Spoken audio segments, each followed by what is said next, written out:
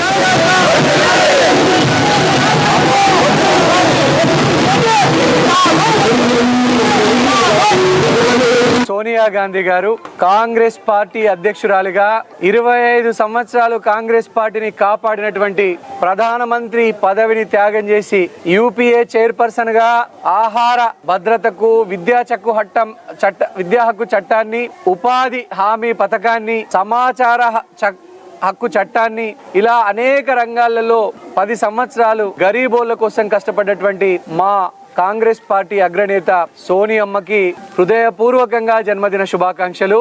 2014లో తెలంగాణ రాష్ట్రాన్ని సాకారం చేసినటువంటి తెలంగాణ ప్రజల పాలిట పెద్దమ్మ, తెలంగాణ ప్రజల పాలిట దేవత సోనియా గాంధీ గారికి ఈరోజు ఆదిలాబాద్ అసెంబ్లీ నియోజకవర్గం ప్రజలందరి తరపున, జైనత్ గ్రామ ప్రజలందరి తరపున హృదయపూర్వక జన్మదిన శుభాకాంక్షలు.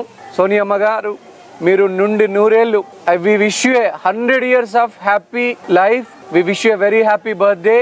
You are a Telangana Talli who made the dream true for the people of Telangana by formation of Telangana. We wish you a very happy birthday. We wish you 100 years of happy life. We wish you must lead the Congress party for the next 100 years of your happy life. Thank you so much. Sonia Gandhi garu, Congress party అధ్యక్షుడు.